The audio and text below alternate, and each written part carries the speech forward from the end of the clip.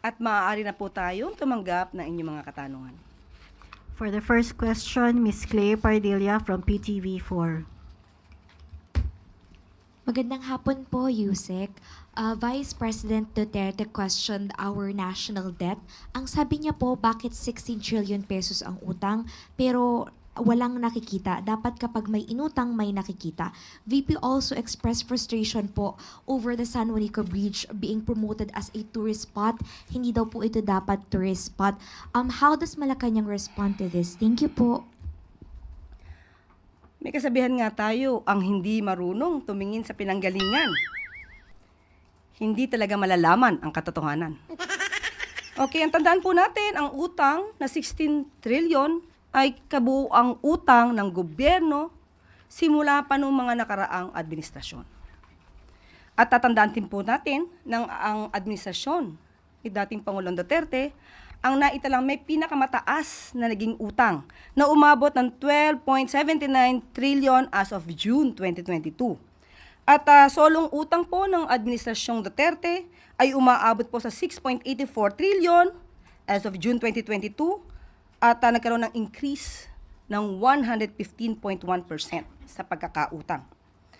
Sa ngayon po, pinipilit ng gobyerno ng ating pamahalaan na maiwasan po na makapag-utang at ninanais din po ng Pangulo at hinihiling na palakasin pa po natin ang ating ekonomiya at of course, ang pagbabayad ng tamang buwis para po maiwasan na natin ang pag-utang ng malaki at although ang gusto ng Pangulo ay talagang paangatin po ang ekonomiya at tugunan ang lahat ng pangangailangan ng ating taong bayan. Sa totoo lang po, may mga krisis na nangyayari, hindi po maiiwasan ang kailanganin ng pondo. Ang sabi po ni dating Vice Presidente, hindi daw po niya nakikita. Sa kanyang talumpati sa Australia, binanggit niya po na mayroong balita patungkol sa magagandang nangyayari sa ekonomiya. Pero sabi niya, yun ay sa papel lang. It means, inamin niya na mayroong papel, may resibo, may patunay na maganda at gumaganda ang ekonomiya. Hindi ito chismis. Hindi ito paninira lamang dahil may papel siyang inamin. Hindi ba niya po nakikita ang dulot na naibibigay, tulong ng Buka Centers, ang paglaki ng PhilHealth coverage, ang murang bigas, ang 3+1 promo ng LRT, MRT, ang fuel subsidies na ibibigay, at marami pang iba. Nakakalungkot po. Mahirap po talaga. Mahirap turuan ang walang alam at walang balak umalam. Mahirap din buksan ang mata ng bulag at nagbubulag-bulagan. Thank you, Clay. Sa susunod po ay si Miss Ivy Reyes ng Bilyonaryo. Good afternoon, Yusek. Still on Vice President. In that same speech, she said she regrets teaming up with President Marcos in 2022. That's one. Two, she doesn't think the president will give anything substantial in his SONA. And last, while she has no ill feelings for the president, she has a problem with his performance, pointing out the lack of direction of the admin. Yun lang po. Thank you. Yun nga po, ulit-ulit ang kanyang issue. Wala na po yatang bago. Dati niya na pong sinabi yan na nagsisisi siya. Pero talaga po sigurong ganyan na mangyayari dahil ang Pangulo po ang nais na mga makakasama niya sa kanyang administrasyon ay nagtatrabaho. Nagtatrabaho at mabilis umaksyon. So kung wala po nakikita ang Vice Presidente na maaaring gawin ng Pangulo, ganyan po talaga ang mangyayari kapag ka po hindi binubukas ang isipan at ang mata at ang puso para sa taong bayan. So, kung hindi po talaga siya makikinig at hindi niya po titignan ang mga records na nangyayari sa gobyerno, wala po talaga siyang malalaman. Thank you, Ivy. Next po is si Chloe Hufana ng Business World. Good afternoon, Yusek. With the Iranian parliament approving the closure of the Strait of Hormuz and global oil prices nearing $80 per barrel, Will this development trigger the activation of the Philippines' oil contingency plans? Actually po, pinababatid ko po sa inyo na magkakaroon po ng meeting ang economic team with the President. At ang maibibigay ko po sa inyo ang detalye kung anong po ang mga plano. Bukas, kahit po walang pasok sa Maynila, magkakaroon po tayo ng press briefing bukas. Bukas. Anong oras bukas, Yusek? Maaaring ngayon, maaaring bukas, pero bukas ko po maibibigay sa inyo ang detalye. Pero nagpapatawag na po ang Pangulo ng meeting po. Follow-up question na lang, Yusek. How prepared is the Philippines for a potential energy crisis stemming from this situation? And when can we expect the release of official guidelines or response measures? Bukas po, maibibigay ko po sa inyong detalye, pero as of the moment, ang maibibigay po ng gobyerno ay ang fuel subsidy para sa ating mga tsuper, sa mga drivers po, para po maibsan naman ang kanilang alalahanin. At para na rin po ito sa mga commuters. Meron pong nakalaan na 2.3 billion, kung di po ako nagkakamali, 2 billion para po dito sa fuel subsidy na ibibigay para sa ating mga driver po. Kailan i-roll out tong subsidy, Yusek? Bukas po malalaman natin po lahat itong plano po. Thank you, Chloe. Ang susunod po ay si Mr. Sam Medinilla ng Business World. Mrs. Mirror, sorry. Good afternoon, ma'am.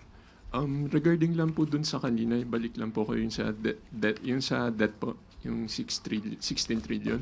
Are we For a still- while po, for a while. 2.5 billion pala ang nakalaan para sa fuel subsidy natin. Ay, base po dun sa mga ongoing economic developments, yung crisis sa Middle East, are we still confident na marireach po ng government yung 5.3% GDP, debt to GDP target ng DOF po? Naku, yan po talaga ang pinagdarasal natin. Pero sa mga nangyayari po at na hindi na po natin to kontrolado, ipanalangin po natin na maabot pa rin po natin. Pero pipilitin pa po sa abot na makakaya ng pamahalaan at sa mga direktiba po ng Pangulo, pipilitin po natin ma-attain pa rin po yan, despite all of this. Tapos sa second question ko po, may update na receive na po kaya ni President Marcos yung copy ng Konektadong Pinoy Bill at saka meron na po ba siyang decision if he will veto it or not?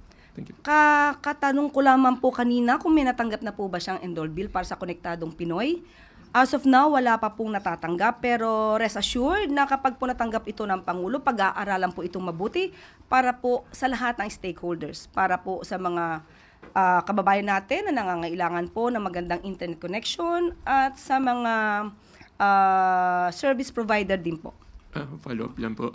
Bale, may plan po kaya si President na makipag-meeting sa stakeholders na may mga concerns regarding dun sa bill? Sa ngayon, wala pa pong ipinararating sa atin dahil hindi pa naman po niya nababasa kung ano yung Konektadong Pinoy Bill, ang detalye po nito. At malamang po, pwede nating sabing oo dahil po ito rin para naman sa lahat. Thank you, Sam. Next will be Ann Soberano, Bombo Radio.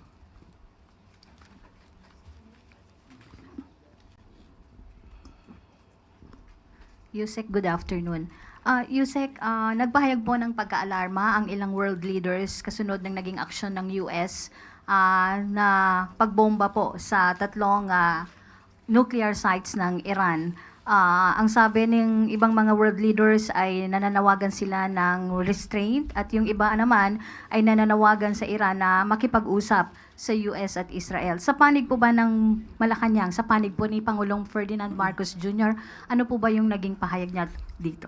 Opo, ramdam po ng Pangulo, ramdam po ng gobyerno ang alalahanin ng mga leaders ng iba't ibang bansa dahil sa umiinit at tensyon sa rehiyon.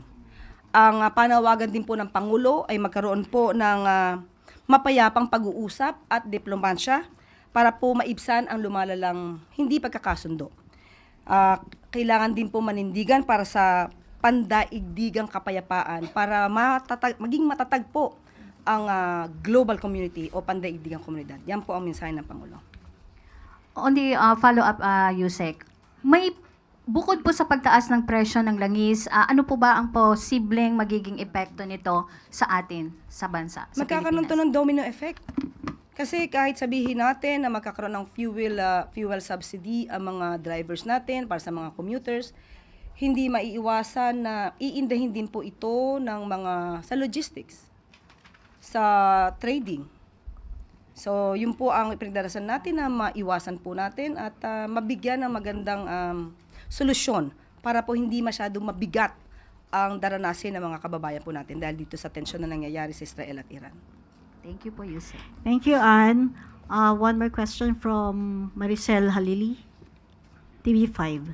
Magandang hapon, Yusek. Yusek, going back on VP Sara's statement, on the part of the President, meron ba siyang regrets also na nakipag-team up siya with the VP?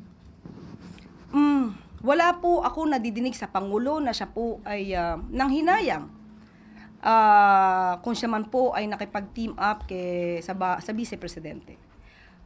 Sa ugali po ng Pangulo, hindi po natin madidinig ang ganung mga klaseng negatibo mula sa kanya. Wala po tayong aasahan na anumang paninira kanino man. So, yan po ang Pangulo. Kung may nagsisisi man na sa kanya ay maka-team up siya, it's their loss, not the President's. Last na lang. Kasi tinawag ni VP na budol yung ginawa daw ni PBBM. Your thoughts on that? Budol? Talaga?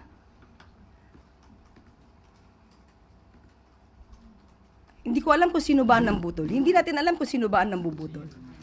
Sa panahon, sa nakikita po natin na pagtatrabaho ng Pangulo, sa pag-uutos sa amin na focus sa trabaho at hindi pamumulitika, sino ba talaga ang nambubudol? Last question po from Mr. Ivan Mirina, GMA7. Still on the tension in the situation in the Middle East, may mga pangamba po ang marami, lalo kalat sa social media, ito na raw ang World War III, etc. Maraming mga ganyang impormasyong umiikot. What does the President want to tell the Filipino people about what to brace for and the actual situation? Ano ho bang kailangan natin pag-ingatan dito at anong kailangan isipin ng mga tao sa gitna po ng nangyayaring ito? Una-una, ang gustong iparating ng Pangulo, handa po tayo sa anumang mangyayari at lahat po ng pangangailangan ng taong bayan ay tutugunan po ng pamahalaan. At wag po sila mag-alala dahil ang gobyerno po ngayon ay nagtatrabaho para sa ating lahat. Wala na pong katanungan, Yusek. Bago pala po tayo magtapos, hindi ko po nasagot yata yung tungkol sa San Juanico Bridge. Okay. Dalawa kasi napagsabay. Okay. Sabi nga natin, nakakaalarma ang kakulangan sa kaalaman. Nagiging sanhi ito ng kasinungalingan. Tandaan mo natin, ang San Juanico Bridge, ito po ay simbolo ng kagandahan at engineering capabilities nung panahon, nung 1973. Siguro karamihan sa inyo, karamihan sa atin, hindi pa pinapanganak. Pero hanggang ngayon, nakatatag pa rin, nandiyan pa rin, ang San Juanico Bridge ay kailangan lamang ang rehabilitation. At tandaan po natin, hindi po sa sukat o haba or iksi o haba ng tulay, masasabi mo na ang isang tulay ay dapat gawing tourist spot. Tandaan natin, ang San Juanico Bridge ay mayroong 2.16 kilometers na haba. Ang Golden Gate ay mayroong 2.7 kilometers. Pero ang Golden Gate sa San Francisco ay tourist spot. At pati yung El Marco Bridge na pinakamaiksing tulay na may sukat na 6 meters ay tinatawag ding tourist spot. Ang masakit lang, kapwa natin Pinoy, ibinabagsak ang turismo ng bayan, inaangat ang turismo ng ibang bansa. Samantalang ang Pangulo kagagaling lamang sa Japan para palakasin ang turismo ng ating bansa. Maraming salamat, Yusek Claire. Maraming salamat, MPC.